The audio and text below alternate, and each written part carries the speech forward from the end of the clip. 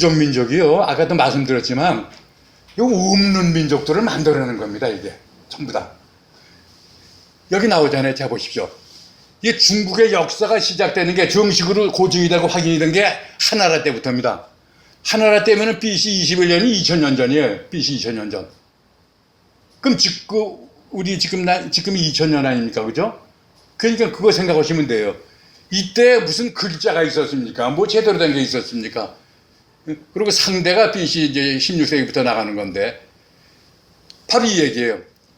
후세 사람들이 조상이나 가족이나 자기 개인이나 정치적 요구를 위해서나 또는 자기의 관점을 받아들이도록 하기 위하여 원래의 전설을 바탕으로 개조한 거다 이 얘기입니다. 그러니까 내가 지금 살고 있는데 우리 선조가 뭔가 우리가 뭐 했지? 해가지고 연구하면서 상상 속에서 만들어낸 거예요. 만들어냈는데 옛날 몇천 년 전에 있었다 하면 더 자부심이 생길 거 아닙니까? 그래서 막 만들어내는 거예요. 그냥 신화를. 그래가지고 자기 조상의 혈통이 이렇다는 혈통까지 다 만들어냅니다. 전부 다 거짓말로 만들어내는 겁니다. 대표적인 게 삼왕오제라는 거 우리가 다 아시잖아요. 그게 전부 다 거짓말입니다. 이게 전 만들어낸 거예요. 이거 어떻게 만들어냈냐? 머리도 좋아 중국 사람들이요. 이 황하 중류에서 이제 황하 문명이 이제 발전을 하는데 여기 사는 이 시족이 유목민을 대표하는 시족이 황제라는 게 있고 이걸 복희시라고 그래요. 그리고 또 농경민을 대표하는 게 조금 동쪽으로 와가지고 염제, 신농시라고 그래요. 농사 지었다고 그러고. 그러니까 복희시와 신농시 두 개가 중국 조상의 원료입니다. 만들어낸 거예요, 이제. 그래가지고 이게 뭐냐면, 이제 이 당시는 뭐 아무것도 없으니까 토템이라는 게 다 나오지 않습니까? 토템이. 자, 보시죠. 황제 복희씨는 사신인들이라고 그러는 것은 몸은 뱀으로 되어 있고, 유목민이니까 몸은 뱀으로 되어 있고, 머리는 이제 사람 머리를 한 거다. 이게 토템으로 숭상을 합니다. 그런데 이제 그 신농씨는 좀 평지에 살았으니까 초원지대에 살았다고 그러잖아요. 초원지대에 사시면 농사 짓잖아요. 그죠? 농사 짓려면 뭐 소나 양이나 그런 게 있어야 할 거 아닙니까? 그래서 이 사람들은 몸은 사람 몸이고 머리는 양이다. 또 머리는 소다. 이렇게 된 토템을 갖다 숭방을 했다. 이제 이게 나오는 겁니다. 된다. 자, 보십시오. 그래서 중국의 부족은 세 가지가 있어요. 이게 한족의 원료입니다. 첫째는 이제 황제 부족. 황제라는 게 얘기 들어보십시오. 이게 이제 그냥 우스갯소리로 쭉 적어 놨는데, 옛날에 소전이라는 사람이 살고 있었대요. 근데 이 사람이 유교씨라는 여자를 갖다 아내로 맞이하게 되네요. 그래가지고 황제와 염제를 낳았다는 얘기예요. 그럼 이제 소전이 나왔으니까 황제 염제는 아우영제가 될 거 아니겠습니까? 그죠? 예. 그런데 황제는 시수, 강이름이에요. 시수에서 자랐고 염제는 강수에서 자랐다. 이게 국어에 나온다네요. 그러니까 시수에서 자랐기 때문에 시성씨를 갖고 강수에서 자랐기 때문에 강성씨를 갖게 되는 겁니다. 이제 나중에. 그런데 황제 시족은 뭐냐면 토템이 뭐냐? 곰을 숭상했어요. 그래서 유흥시라고 그래요. 유흥시라고. 우리 당군 저희도 곰하고 관련된다고 그러던데. 그래서 이제 황제 씨는 몇 가지 종류가 있는데 기시성을 가진 요부족, 사시성을 가진 하부족, 시시성을 가진 기부족 이렇게 이제 대표적으로 이런 부족이 있었다 하는 얘기죠. 방금 말씀드린 이제 두 번째는 염제예요. 염제는 이밀에는 사람이 화산의 남쪽에서 이밀에는 여자 모양이죠. 화산의 남쪽에서 신기가 들린 용의 우두머리와 정을 맺었대요. 그래가지고 애를 낳은 거예요. 사람의 몸에 양의 머리를 하고 태어나서 강수에서 자랐다고 하여 강성을 가지게 된다. 성씨가 강성이에요. 강태공이 현조죠. 강태공이. 요즘 우리 강태공이 알지 않습니까? 이렇게 되는 겁니다. 그게 이제 황제부족, 염제부족. 이거 보세요. 강자는 양을 따르고 여자를 따른다 해가지고 이 강씨라는 글자가 나오잖아요. 그죠? 강하고 위에 양하고 밑에 여자 아니에요. 예. 그런데 이제 야중에 북예시족 사회로 진입하면서 강성염제부동은 서울 요강으로 바뀌게 된다. 이제 이렇게 써 있네요. 그래서 그 문헌에 보면 요런 강이 많아요. 이쪽에. 이게 뭐냐면요, 지금. 그래서 염제, 황제, 부족 간에는 대대로 혼사가 이루어지기 때문에, 이제 이렇게 혼사가 이루어졌기 때문에, 진나라면은 이게 역사적으로 벌써 이게 몇천 년 후 아닙니까? 그죠? 적어도. 예. 진나라 대부인 서신이라는 사람이 있었다고 그래요. 서신이 얘기하기를 전설 속의 염제와 황제를 동일한 부모로 만들어야겠다. 그래가지고 이제 이 경강부에 했다는 얘기예요. 예. 모든 건 전부 다 그렇게 됐다는 거예요. 진나라 때 서신이 평가하고 얘기를 하는 겁니다. 예. 옛날 몇천 년 전 일을 어떻게 하느냐. 이게 전부 다 이런 식으로 만들어진 거다. 이렇게 얘기를 합니다. 예. 그리고 이제 또 하나의 부족이 동의부족이 있어요. 그러니까 화족, 한족의 본류는 세 개죠.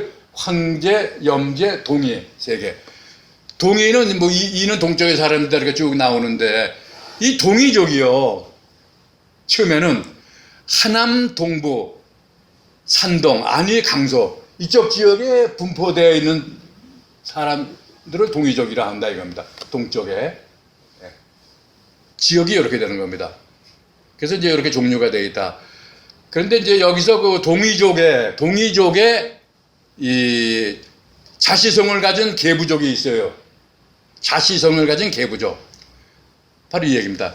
자시성을 가진 계부족의 요 계는 상나라의 시조로 알려주고 있다. 상나라를 세운 사람이에요. 상나라를. 예. 상의 시조인 계는 그 어머니인 간적, 어머니 이름이 간적인데 이 어머니가 제비아를 상피고 회물에서 낳았다고 해서 이제 낳았다고 그러네요. 뭐 이게 전설로 그렇게 만들어 가지고 이제 하여튼 상나라의 그 시조가 계다 하는 얘기예요. 예. 이제 이런 식으로 부족이 이제 발전하지 않습니까? 발전해 가지고 이제 화족으로 이제 발전하게 되는 거예요. 여기서. 그래서 화족의 문화종족주의다. 화족이라는 건 뭐냐면 이제 제대로 된 주나라가 세워지면서 이제 이 화족을 건설하게 되는 거거든요. 주나라가. 근데 이 주나라는 그 전에 있던 상나라의 한 국가였어요. 반국이었어요. 상나라가 망하고 주나라가 생겨진 게 아니라 상나라에 여러 개의 반국이 있었는데 그 중에 하나였다. 이 얘기입니다. 예. 그 중에 하나였던 이제 그 주족이 섬서의 기산일 때서 활동하고 있었다. 이겁니다. 상나라 때. 이때 이제 이 섬서 기산에 있으면서 이 주족의 고공담보 아까 말씀드리잖아요, 그죠? 요게 이제 부로 읽지 않고 보로 읽습니다, 이것이. 예. 고공담보에 이르러서 이제 기산 아래 주원이라는데 이제 자리를 잡게 되는 겁니다, 이제. 상나라 반국으로서 이 주가 상의 반국으로서 있던 주의 시조는 성이 시이고 시시는 뭡니까? 황제죠, 황제, 복희시. 시고 이름이 기다 이겁니다. 이게 시기예요. 시기가 이제 그 주나라를 세웠어요. 근데 이 시기라는 게 또 뭐냐면 시기의 어머니가 이 사람 어머니가 강원이래. 강원이 이름이 강씨예요. 강씨는 뭡니까? 방금 말씀드렸듯이 염제를 얘기하는 거 아닙니까? 염제 황제가 아니라 그 강씨가 네. 우리가 진주 강씨하고 뭐 똑같다고 그러대요? 양식 한번 보시죠. 이 강원이라는 사람이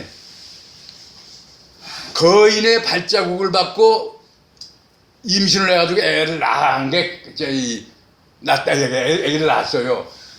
이러니까 이게 고약한 꿈 아닙니까? 불길한 꿈이니까 애를 낳았어요. 이 불길하다고 그래가지고 3번씩이나 벌었는데 생명이 끊겨가지고 죽지 않고 어떻게 완 거야 이게. 그래서 버릴 기자를 써. 이름을 오죽하면 버릴 기자를 써. 시기야 이래. 시기라고. 이게 이제 그 주나라의 시조입니다. 그래서 이제 여기서 이게 이런 이름들이 많이 나오는데 이건 뭐 제쳐놓고 복잡해요. 이게 요게 제일 복잡한 게 뭐냐면은 이게 이제 시창이라는 무왕이 있는데 죽은 다음에 시호를 받은 게 무왕이에요. 시창이라는 게 큰 이제 역할을 했는데 이 사람의 이제 위 조상, 아래 조상 뭐 이렇게 해가지고 이제 이 관계를 쭉 말씀을 드리고 설명을 한 겁니다. 그때 이건 뭐 이어질 필요가 없이요. 강씨 시절. 이 맨 밑에 보시게 되면 이제 그 주나라가 이제 지금 좀 커지면서 이 동쪽으로 계속 이제 그 넘어가는 거예요. 넘어가면서 아까 말씀드렸다시피 방국이라고 그랬잖아요. 상나라의 그 수도가 어디였느냐 이 당시에 수도가 이제 요즘으로 말하면 이제 여기 어디 내가 썼는데 여기에 안양이에요. 안양을 갖다가 은호라고도 그러는데 이게 어디냐 하면은 그 저희 북쪽에서 기차 타고 쭉 내려오면 하남성으로 진입해요. 남쪽에 하남성 북단에 안양이라는 게 있어요. 안양을 은호라고 그럽니다. 하남의 최북단에 위치해 있어요.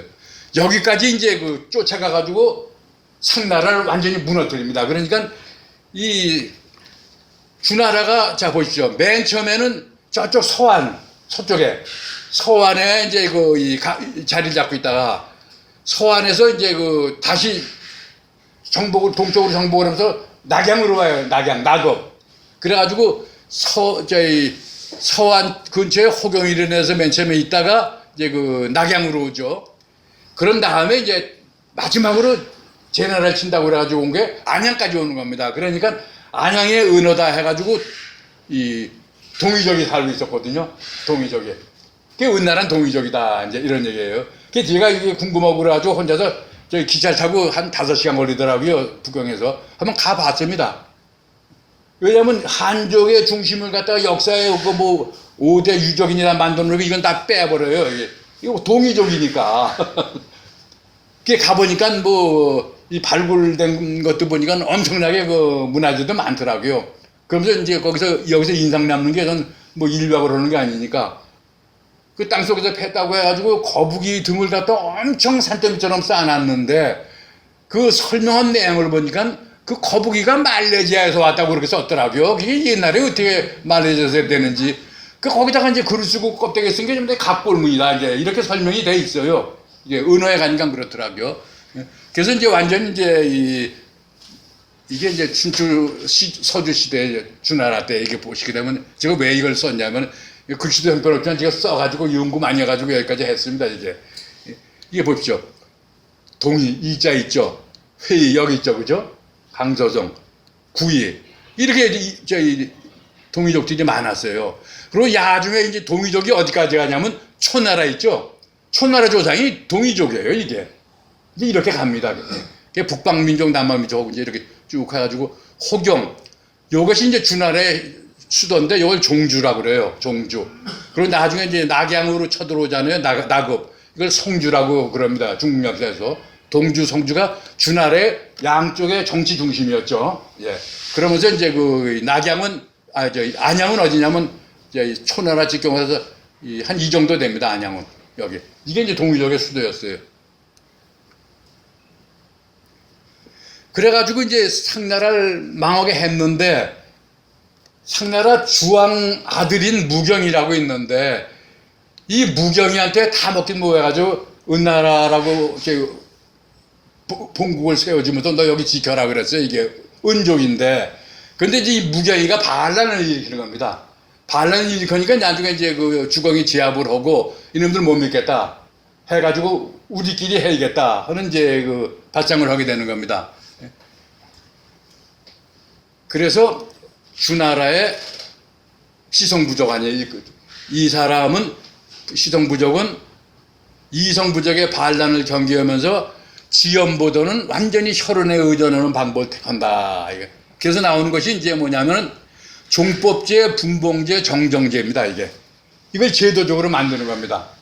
혈연 관계를 구축하기 위해 가지고 이 종법제 이게 재밌는 게요.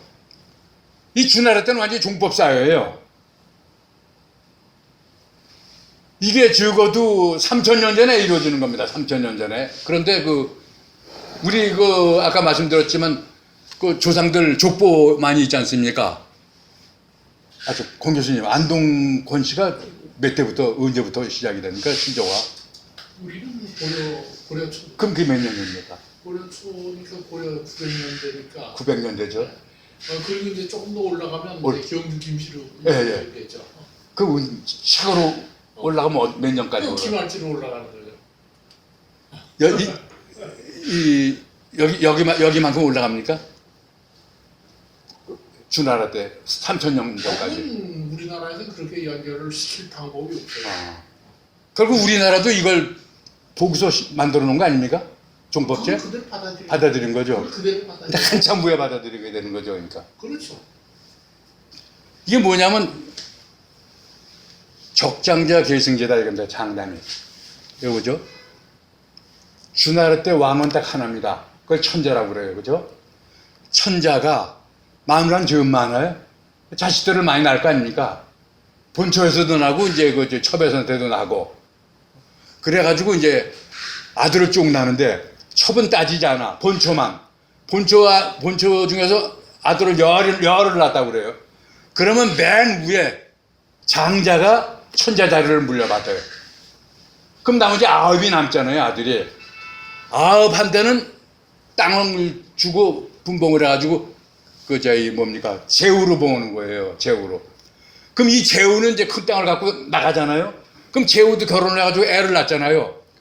자기 장자를 자기 제후 자리를 주고 나머지 아들은 또 바깥으로 내보내가지고 경대부라는 직책을 줍니다. 이렇게 쭉 나가는 거예요. 그러니까 보십시오. 천자가 처음 자기 아들 장자를 주면 이제 그것이 장자가 천자가 되면 그걸 대종이라고 그래요. 여기 대종. 그런 다음에 장자 이외의 모든 자식 그걸 별자라고 그러거든. 여기서 별자라고 그래요. 예. 별자는 소종이 되는 거예요. 소종이.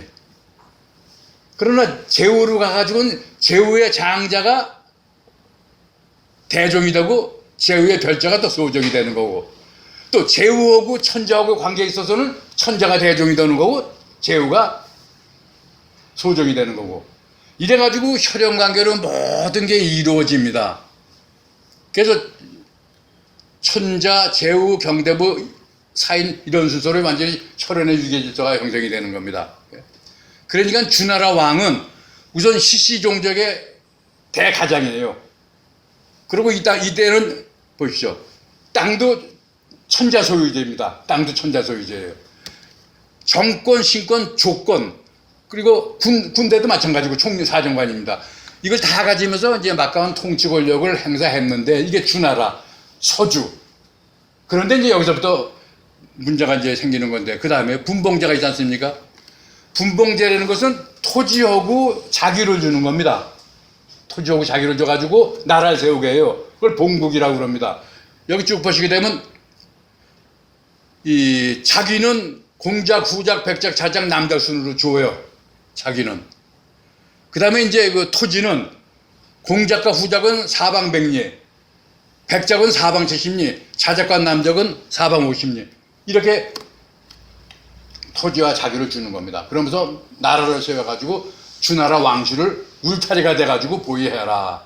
이런 분봉제가 이제 이루어지는 겁니다. 여기서 보십시오.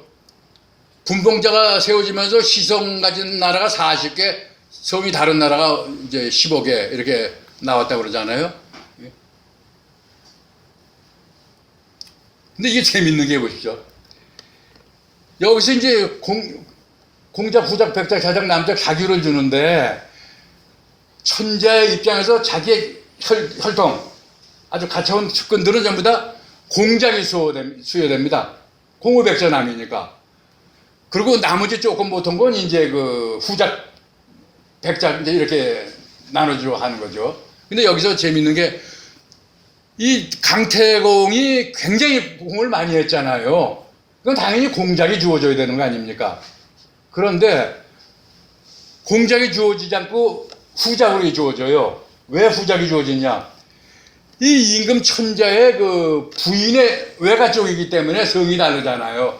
그러니까 기껏 올라가 봤자 후작밖에 안 된다 이겁니다. 그래서 제가 농담으로 왜 이렇게 이걸 써놨냐면 그 영화 보시게 되면 춘추전국 때 쭉 보시게 되면 집안에 그 대문에 문패가 있잖아요. 이거 보고 아무개 집이다 아무개 집이다 해가지고 뭐 백성들이 근처도 못 가고 뭐 이제 이러는 게 나오잖아요.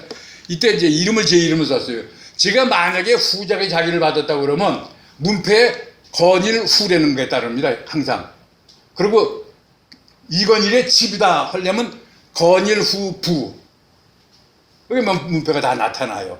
이게 이제 주나라 때 시대입니다. 그리고 뭐 그 다음에 이제 정전제 땅을 논아갖는 건데 땅이 저희 우물정자 이렇게 나누면 9등분이 되잖아요. 9등분이 되는데 이제 가장세력 8개는 평민들이 이제 한가구씩 논아서 농사 져서 가는 사전이고 가운데 아주 땅이 좋은 데는 가운데 하는 공전이라고 그래가지고 그 8개 가구가 공동으로 농사를 져가지고 나온 생산물을 나라에 바치는 겁니다. 이것이 이제 정전제라고 이제 그러죠. 그래서 저 주나라를 세운 기본이 종법제, 분봉제, 정전제다. 그럼 주나라가 망하는 건 뭡니까? 이 제도가 무너지니까 망한다. 이 얘기입니다. 망하면 이제 이 제도가 무너지는 거예요.